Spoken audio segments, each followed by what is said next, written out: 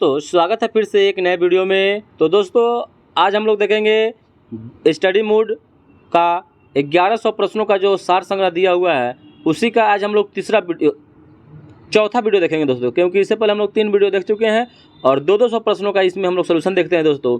आज हम लोग देखेंगे 200 प्रश्न का देखेंगे और जो 5वां वीडियो होगा उसमें जितना बचेगा उतना सभी को हम लोग कवर कर लेंगे दोस्तों। तो दोस्तों अगर 3 वीडियो इसका नहीं देखे होंगे तो तीनों वीडियो का लिंक डिस्क्रिप्शन बॉक्स में दे देंगे, आप लोग वहां से उसको देख लीजिएगा। और इसका पीडीएफ टेलीग्राम पर भी दे देते हैं, तो आप लोग टेलीग्राम को भी ज्वाइन कर लीजिए। और दोस्तों यह एग्जाम की दृष्टि से बहुत ही महत्वपूर्ण है, चाहे वो बिहार पुलिस हो, बिहार दरोगा हो और आने वाला जो आगामी बिहार एसएससी भी है उसके लिए भी बहुत ही यह प्रश्न कारगर साबित होगा, क्योंकि ये सभी सिलेक्टिव प्रश्न बनाया गया है। तो चलिए दोस्तों शुरू करते हैं। पहला प्रश्न है कि भारत की नागरिकता के आधार पर विदेश में जन्म लेने वाले व्यक्ति को नागरिकता प्रदान करने का प्रावधान किस अधिनियम द्वारा दिया गया? तो यह प्रदान किया गया 1992 के अधिनियम के द्वारा, 1992 के अधिनियम के द्वारा।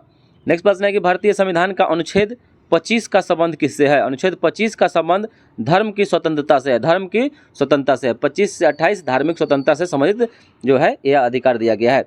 नेक्स्ट प्रश्न है कि भारतीय संविधान का कौन सा अनुच्छेद भारत की विदेश नीति से संबंधित है?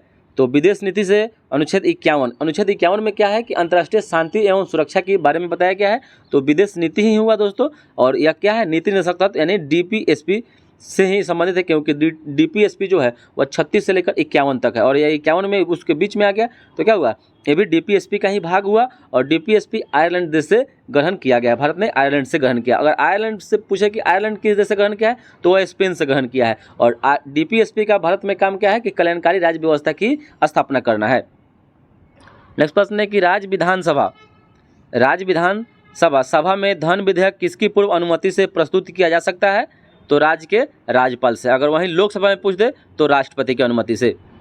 नेक्स्ट प्रश्न है कि संविधान के किस अनुच्छेद के अंतर्गत राष्ट्रीय पिछड़ा वर्ग आयोग का वर्णन किया गया है? तो राष्ट्रीय पिछड़ा वर्ग आयोग का वर्णन अनुच्छेद 338 के ख में इसका वर्णन किया गया, अनुच्छेद 338 के ख में किया गया है। नेक्स्ट प्रश्न है कि संविधान के किस अनुच्छेद में संघ और राज्यों के अधीन सेवाओं का उल्लेख किया गया है? तो संघ एवं राज्यों के अधीन सेवाओं का उल्लेख अनुच्छेद 308 से लेकर 313 में किया गया, 308 से लेकर 313 में यह किया गया है। नेक्स्ट प्रश्न है कि संविधान संशोधन अधिनियम को लघु संविधान कहा गया है? तो लघु संविधान यानी मिनी कॉन्स्टिट्यूशन 42वां संविधान संशोधन 1976 ईस्वी को कहा, 1976 ईस्वी में हुआ था, इसी को लघु संविधान कहा गया है। और इसी साल और ये 42वां संविधान संशोधन करके ही प्रस्तावना में पहली बार संशोधन किया गया, उसमें 3 शब्द जोड़ा गया। ये बात याद रखिएगा, क्योंकि प्रस्तावना में अभी तक एक बार ही संशोधन हुआ है। और भारत में जितना कुछ ज़्यादातर यानी मोस्टली जोड़ा गया है वह 42वां संविधान संशोधन में है। अगर वहीं कुछ कह दे कि हटाया गया है तो 44वां संविधान संशोधन के अंतर्गत। नेक्स्ट प्रश्न है कि आपातकाल की उद्घोषणा रखी जाती है? तो आपातकाल की उद्घोषणा रखी जाती है संसद के दोनों सदनों के समक्ष रखी जाती है। और आपातकाल जो है 3 प्रकार का है, राष्ट्रीय आपातकाल, राष्ट्रपति शासन और वित्तीय आपातकाल। और जिसमें आपातकाल शब्द जो है यह जर्मनी के संविधान संसद में किस प्रकार के बहुमत से आपातकाल की उद्घोषणा समाप्त की जा सकती है?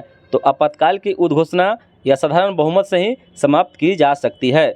और जो आपातकाल है अनुच्छेद 352 के तहत राष्ट्रीय आपातकाल भारत में लगाया जाता है या लग सकता है। 356 में राष्ट्रपति शासन लगता है और 360 में वित्तीय आपातकाल को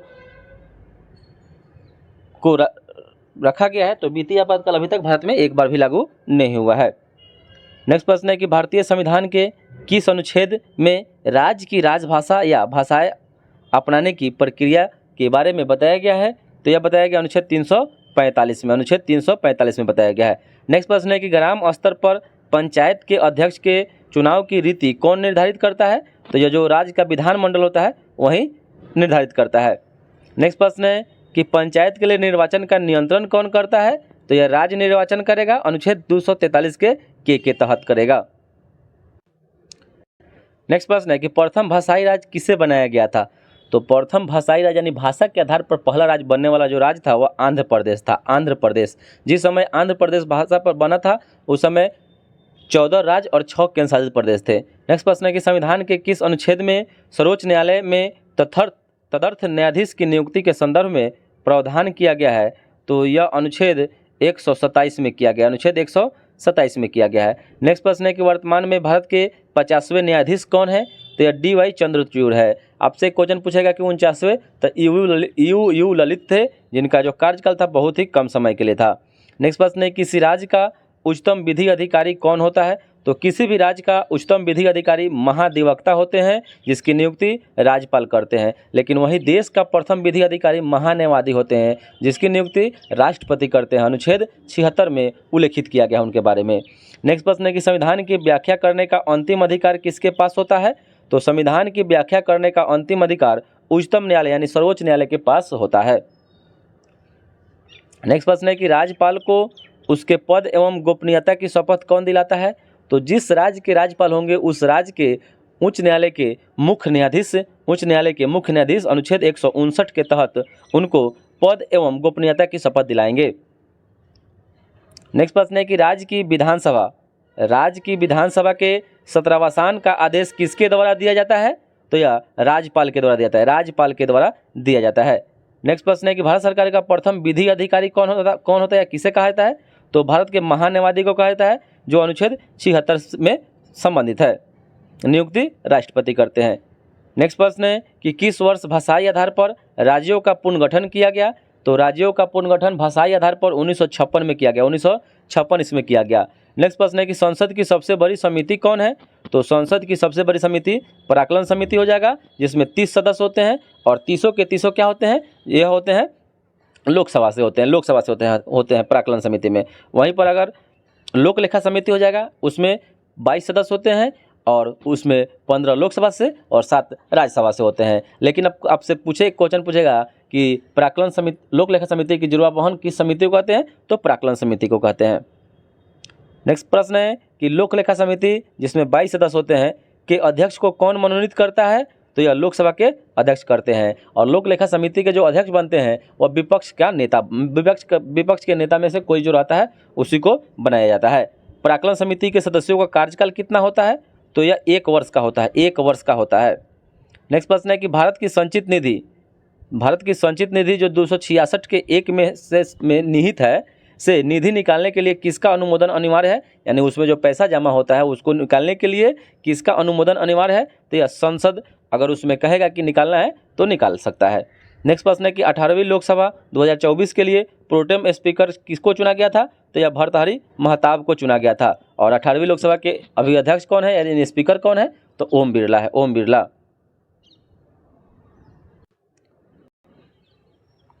नेक्स्ट प्रश्न है कि लोकसभा का सचिवालय सीधे नियंत्रित किया जाता है। तो जो लोकसभा का सचिवालय है वह स्पीकर यानी लोकसभा के अध्यक्ष के द्वारा नियंत्रित किया जाता है।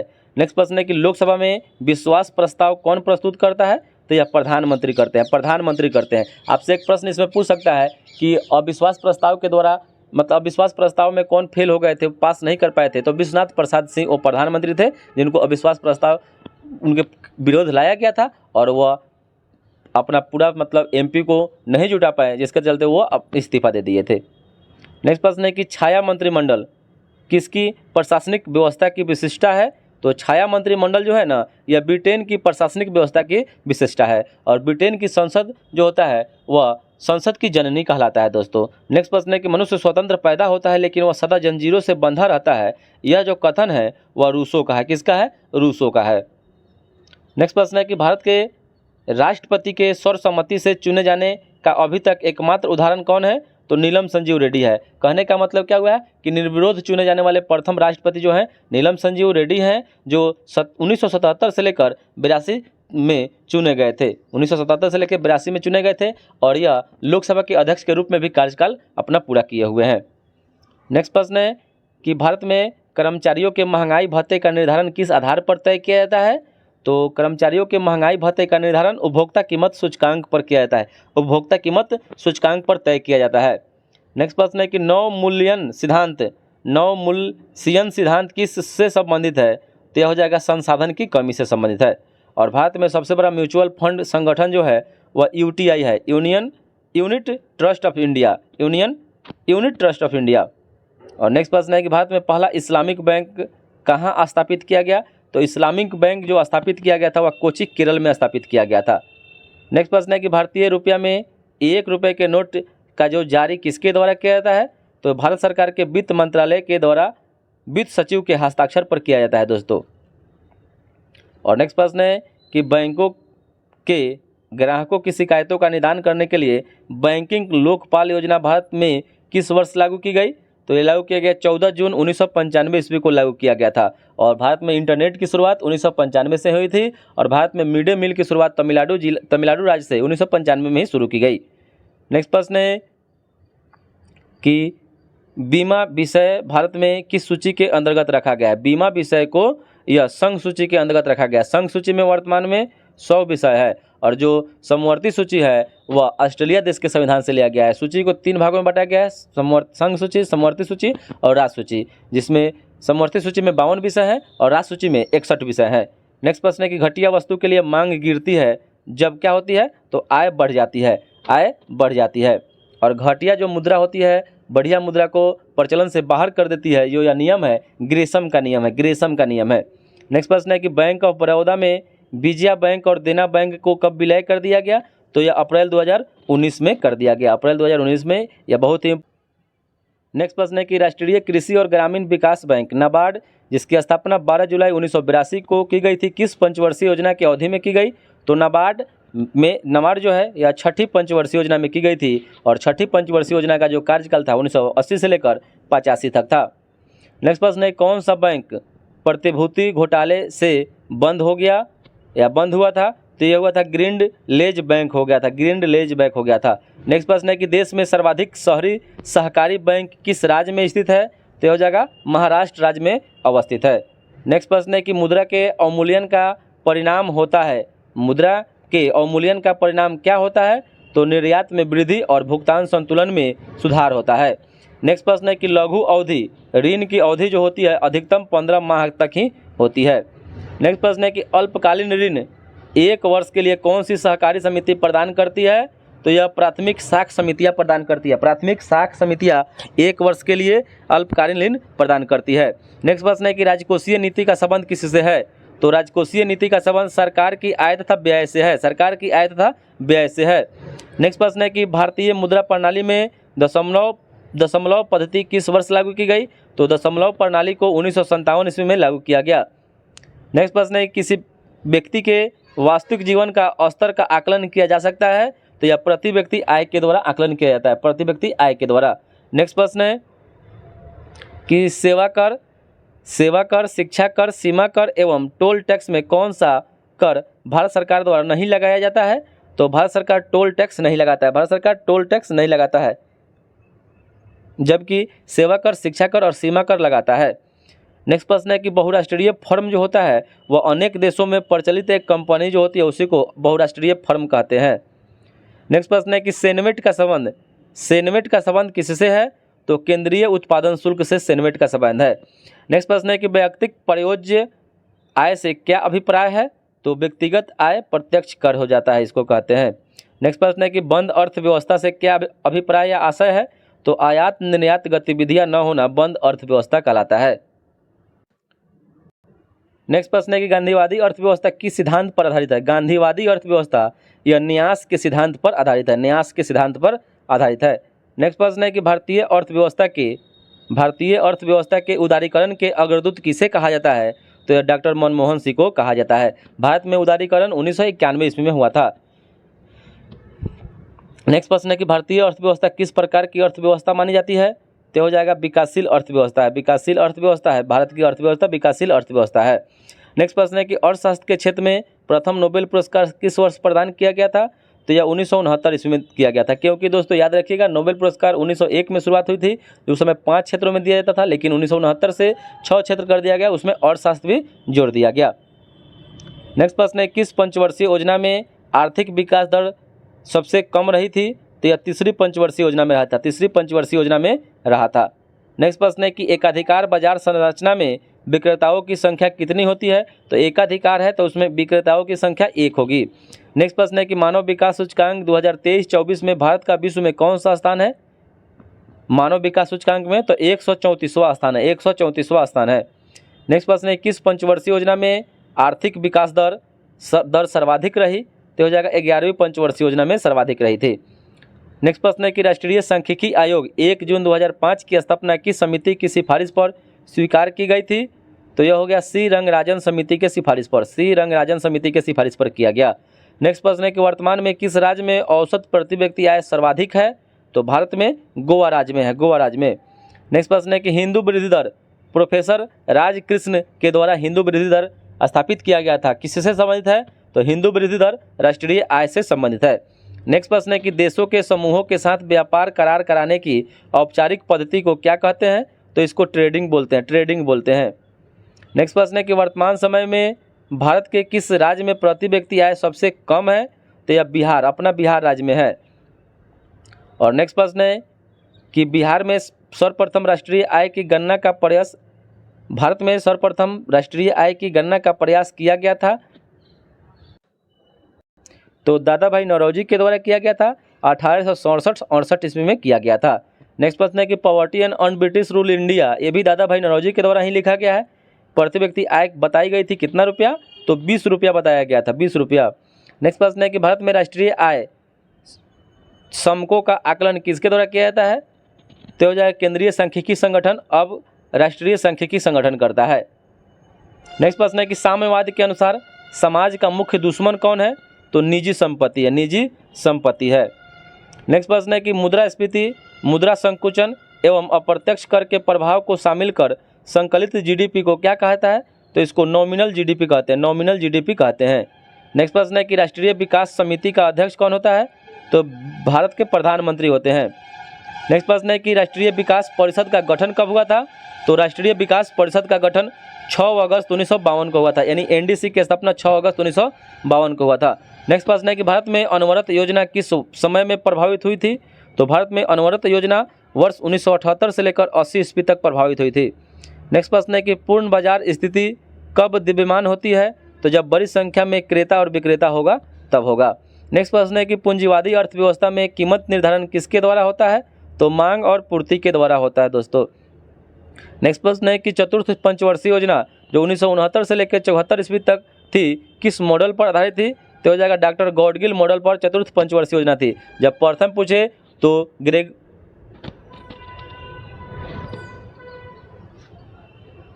प्रथम हेराल्ड डोमर मॉडल पर हो जाएगा, दूसरा पूछता तो पीसी महालनोबिस पर, चतुर्थ पूछा तो डॉक्टर गॉडगिल मॉडल पर आधारित था। नेक्स्ट प्रश्न है कि निर्धारित समय से 1 वर्ष पहले ही समाप्त होने वाली पंचवर्षीय योजना कौन सी थी? तो यह था 5वीं पंचवर्षीय योजना जो 74 से 78 तक चला था। नेक्स्ट प्रश्न है 6ठी पंचवर्षीय योजना किस मॉडल पर आधारित थी? तो हो जाएगा आगत निर्गत मॉडल पर 6ठी पंचवर्षीय योजना आधारित थी। नेक्स्ट प्रश्न है कि भारत की राष्ट्रीय आय में ग्रामीण अर्थव्यवस्था का कितना प्रतिशत योगदान है? तो भारत की राष्ट्रीय आय में ग्रामीण अर्थव्यवस्था का 46% लगभग योगदान। नेक्स्ट प्रश्न है कि विश्व सूत्रीय आर्थिक कार्यक्रम का शुभारंभ किस वर्ष किया गया था? तो विश्व सूत्रीय आर्थिक कार्यक्रम का शुभारंभ 1975 ईस्वी में किया गया था। नेक्स्ट प्रश्न है कि सरकार के द्वारा लगाए गए अवरोधों या प्रतिबंधों को हटाने को उदारीकरण कहते हैं, उदारीकरण कहते हैं। नेक्स्ट प्रश्न है कि 11वीं पंचवर्षीय योजना का मुख्य उद्देश्य क्या था? तो तीव्रता एवं समावेशी विकास था, तीव्रता एवं समावेशी विकास था। नेक्स्ट प्रश्न है कि मिश्रित अर्थव्यवस्था का क्या अभिप्राय है? तो मिश्रित अर्थव्यवस्था सरकारी एवं निजी क्षेत्रों के सह अस्तित्व को मिश्रित अर्थव्यवस्था कहते हैं। नेक्स्ट प्रश्न है कि भारतीय रिजर्व बैंक ने अपनी पहली डिजिटल करेंसी किस वर्ष जारी किया था? तो 1 नवंबर 2022 को जारी किया था। नेक्स्ट प्रश्न है कि मुद्रा में सिक्कों की ढलाई किन किन स्थानों पर होती है? तो सिक्कों की ढलाई मुंबई, कोलकाता, हैदराबाद और नोएडा में होता है। नेक्स्ट प्रश्न है कि भारत में सर्वप्रथम कागजी मुद्रा की शुरुआत किस वर्ष हुई थी? तो भारत में सर्वप्रथम कागजी मुद्रा की शुरुआत 1862 ईस्वी में हुआ था। सर्वप्रथम कागजी मुद्रा की शुरुआत 1862 ईस्वी में हुआ था। नेक्स्ट प्रश्न है कि बिटकॉइन क्रिप्टो करेंसी का प्रचलन किसने किया था? तो बिटकॉइन क्रिप्टो करेंसी का प्रचलन सातोशी नाकामोतो के द्वारा किया गया था, सातोशी नाकामोतो के द्वारा किया गया था। नेक्स्ट प्रश्न है कि विदेशी मुद्रा जिसमें त्वरित प्रवास की प्रवृत्ति होती है उसको क्या कहते हैं?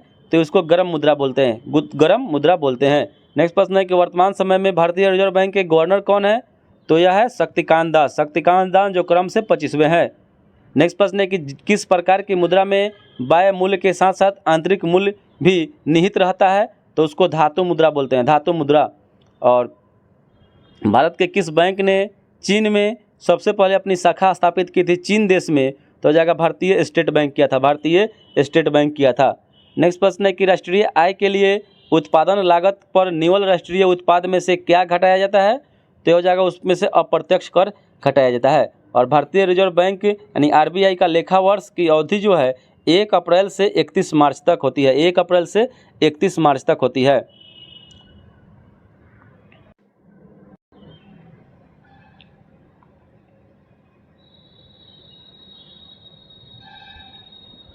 नेक्स्ट प्रश्न है कि राष्ट्रीय आय क्या है?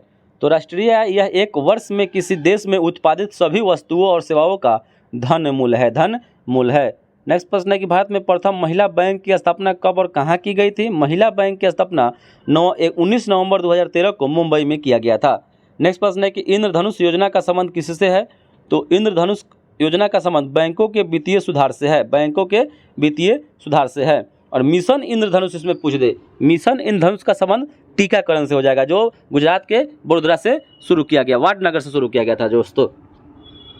नेक्स्ट प्रश्न है कि क्षेत्रीय ग्रामीण बैंक, क्षेत्रीय ग्रामीण बैंक की स्थापना कब हुई थी? तो 2 अक्टूबर 1975 को भंडारी समिति की सिफारिश पर किया गया था। जो क्षेत्रीय हो जाएगा, क्षेत्रीय नहीं, क्षेत्रीय ग्रामीण बैंक की स्थापना मुरादाबाद का प्रथम बैंक था। नेक्स्ट प्रश्न है कि लघु एवं मध्यम उद्योगों को ऋण उपलब्ध कराने हेतु किस समिति का गठन किया गया था? तो नायक समिति का गठन किया गया था। नायक समिति 1993 ईस्वी में आया था। नेक्स्ट प्रश्न है कि फिलिप्स वक्र क्या दर्शाता है? तो जो फिलिप्स वक्र होता है वह मुद्रास्फीति एवं बेरोजगारी दर के मध्य के संबंध को फिलिप्स वक्र दर्शाता है। नेक्स्ट प्रश्न है कि मुद्रास्फीति एवं मंडी की एक साथ उपस्थिति क्या दर्शाती है? तो गतिहीन स्थिति को दर्शाता है। गतिहीन स्थिति को दर्शाता है।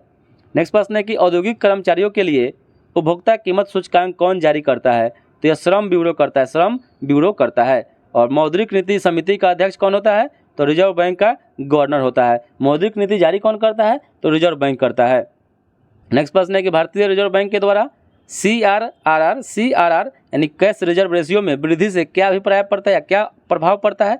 तो मौद्रिक तरलता में कमी आती है। मौद्रिक तरलता में कमी आती है। नेक्स्ट प्रश्न है कि राज्य भविष्य निधि के अंतर्गत सरकार द्वारा प्राप्त मुद्रा किस कोष में जमा किया जाता है? तो यह सार्वजनिक लेखा निधि में किया जाता है।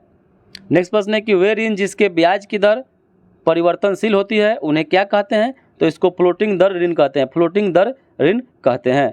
नेक्स्ट प्रश्न है कि वे प्रतिभूतियाँ जिनकी परिपक्वता अवधि 365 दिन से अधिक हो उसे क्या कहते हैं? तो इसको बॉन्ड बोलते हैं। इसको बॉन्ड बोलते हैं। नेक्स्ट प्रश्न है कि बाजार अर्थव्यवस्था का प्रबल समर्थन किसने किया था? तो एडम स्मिथ और रिकार्डो जेके गैलब्रेथ ने किया था। बाजार अर्थव्यवस्था का प्रबल समर्थन किया था। और सुपर बाजार से क्या समझते हैं? तो खुदरा विक्रय संगठन को सुपर बाजार कहते हैं।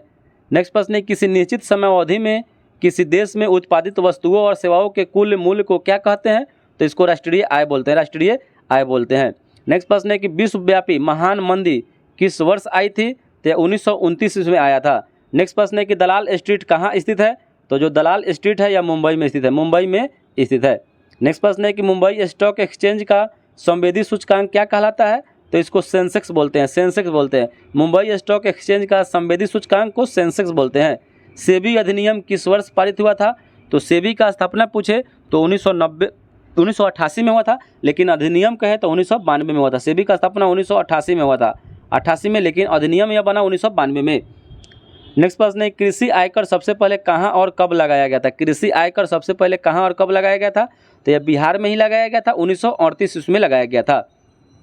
नेक्स्ट प्रश्न है कि निगम कर किस पर लगाया जाता है? तो निगम कर जो है यह घरेलू एवं विदेशी दोनों कंपनियों पर लगाया जाता है। और भारत में परिवार नियोजन कार्यक्रम किस वर्ष शुरू किया गया? तो यह 1952 ईस्वी में शुरू किया गया था। नेक्स्ट प्रश्न है कि भारत में गरीबों को किस रूप में परिभाषित किया गया है?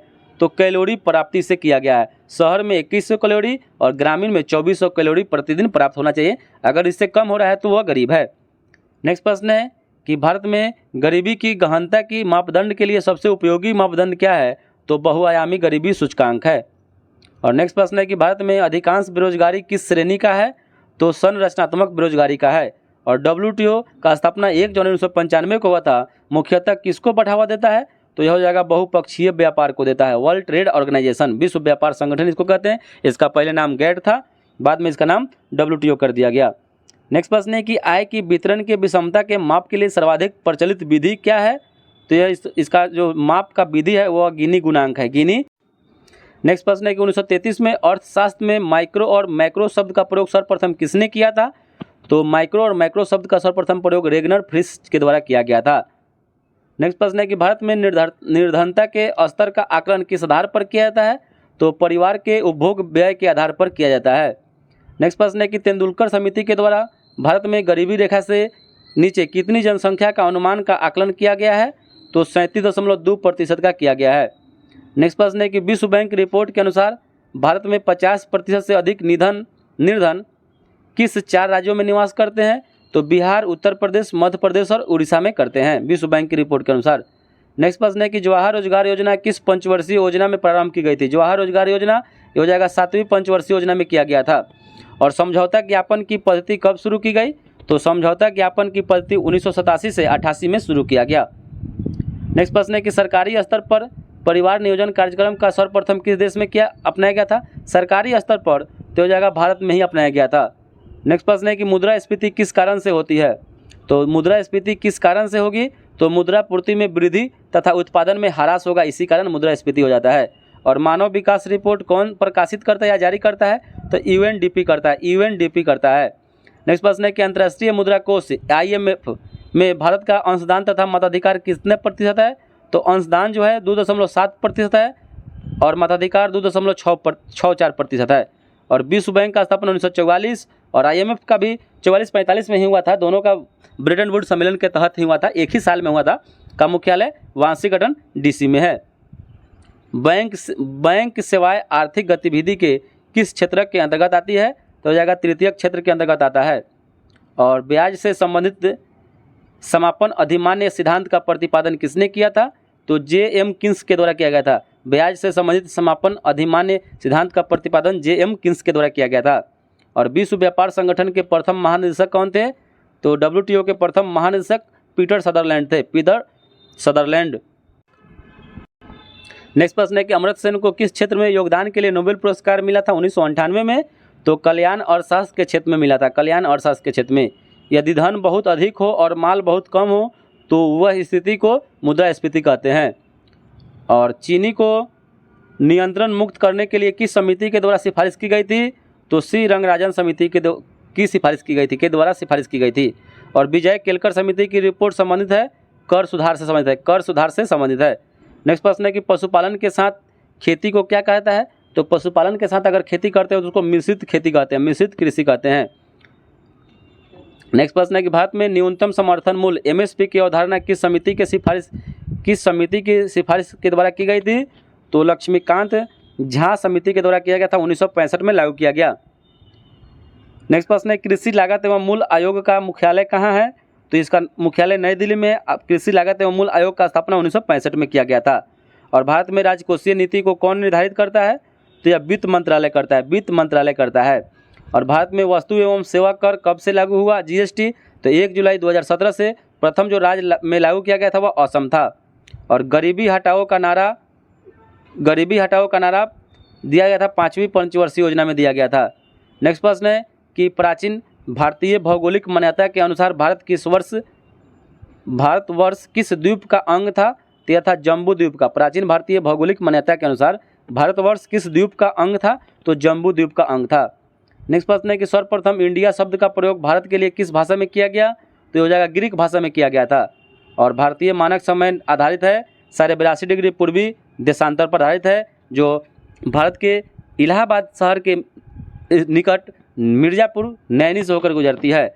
और IST यानी इंडियन स्टैंडर्ड टाइम और ग्रीनविच मीन टाइम में कितना का समय का अंतर है? तो 5.5 घंटा IST हम लोग आगे हैं GMT से।